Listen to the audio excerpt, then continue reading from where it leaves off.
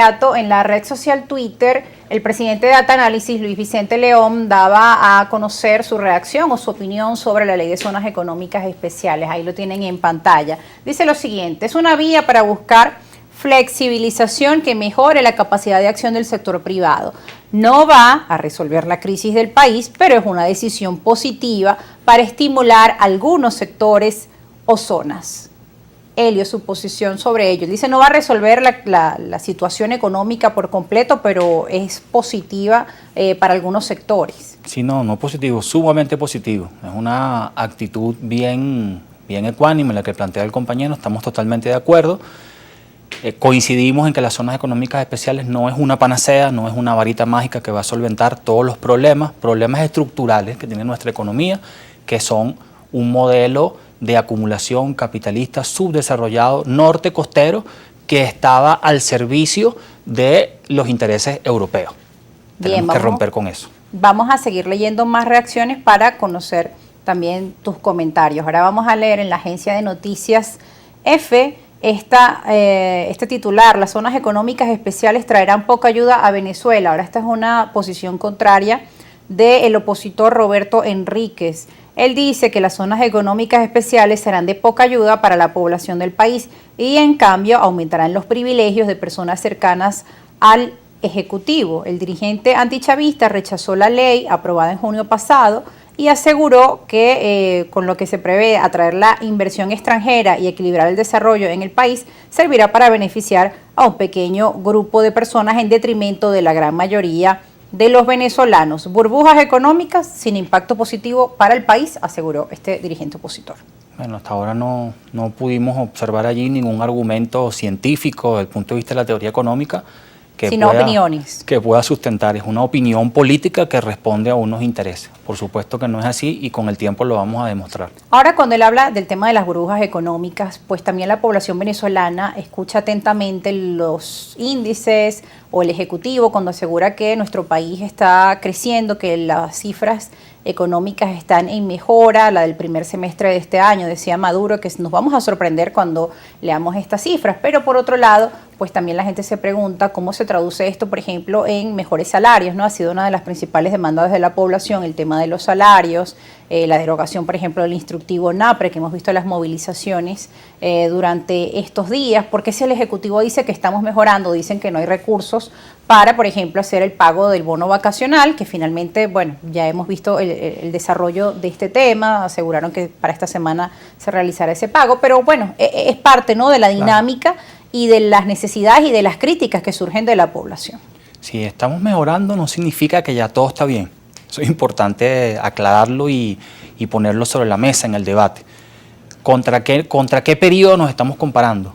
Bueno, la actividad económica cayó, medida a través del Producto Interno Bruto, durante 8 años de forma consecutiva. Eso es algo inédito, nunca antes visto en la historia económica y política de nuestro país. ¿Cuáles fueron las causas que originaron esa caída? El bloqueo es fundamental. Ningún análisis económico es medianamente serio que obvíe el impacto que ha tenido criminal el bloqueo que nos impone el gobierno de los Estados Unidos. Sin embargo, el tema del salario venía cayendo unos años antes de que iniciara el tema de las sanciones y del bloqueo. Porque tenemos un ataque sostenido que opera a través de la manipulación artificial del tipo de cambio, desplaza el tipo de cambio, impacta el movimiento de los precios en el mercado interno y nos afecta a todos los venezolanos. Todo el tema de la moneda, cómo la extraían hacia Colombia, es decir, un conjunto de mecanismos no convencionales que a veces se piensa que es cuentos o que son excusas. Por supuesto que no podemos escudarnos y hay que reconocer que han habido errores en materia de la instrumentación de la política económica, pero...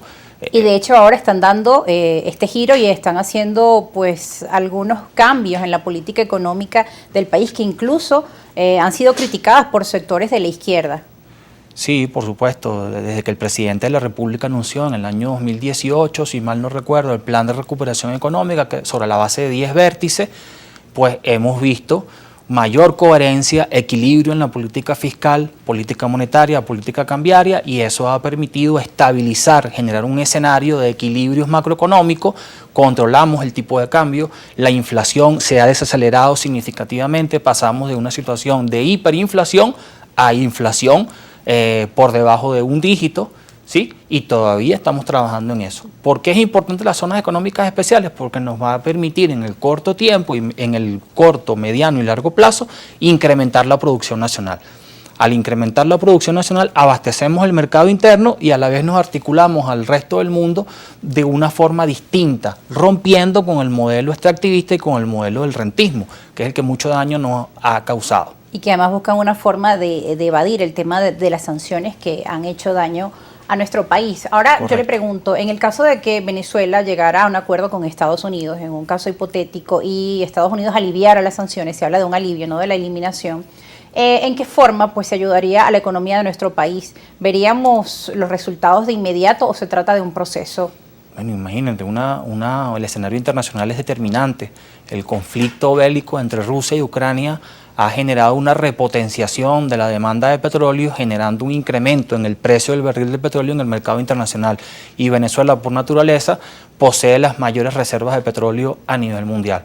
Pero no ha aprovechado Venezuela esta coyuntura, por decir aprovechado, porque sabemos que la situación es dramática, es crítica lo que está pasando en el mundo producto de la guerra, pero digamos, en medio de este escenario, que es obviamente deplorable, pues hay una oportunidad en cuanto al tema de petróleo, pero esta oportunidad Venezuela la ha estado aprovechando o no, el tema de las sanciones sigue allí y hay muchos condicionantes para que se puedan aliviar, el tema de los diálogos de México, por ejemplo, porque aquí el tema económico pasa también por lo político. Sí, por supuesto, nos van de la mano, ¿no? Un análisis económico ligado al aspecto político no claro, pierde la perspectiva.